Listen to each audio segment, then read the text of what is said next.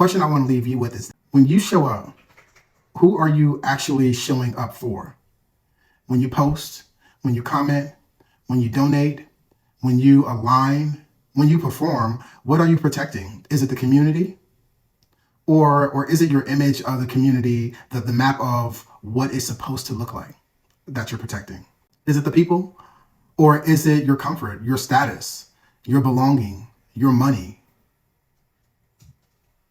Is it those things that you are actually defending? Because here is, what this work, the clinical work, the academic work, the personal work of being a Black queer man in these exact communities has taught me. People almost never consciously choose to harm. They choose comfort, they choose belonging, they choose identity coherence. And the harm is what happens to people who are in the way of those choices. Genuine solidarity is not a feeling. It's not a post. It is not a comment. It is not a performance of values you have yet to do the work to fully embody, right?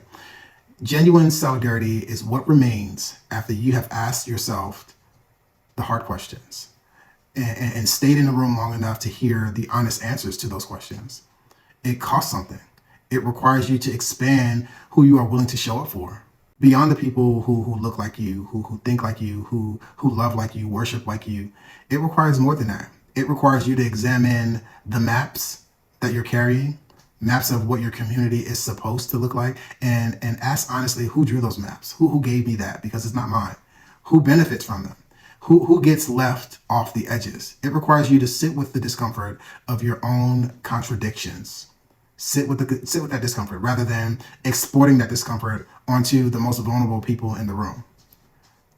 And none of this is easy. And I'm not standing here telling you, that it is easy. I'm a Black queer man navigating these same communities, these same contradictions, these same conversations every single day.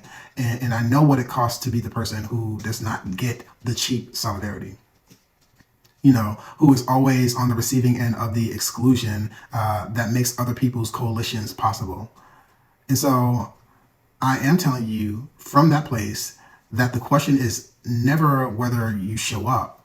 The question is what were you protecting when you did, and who you left behind in order to protect it.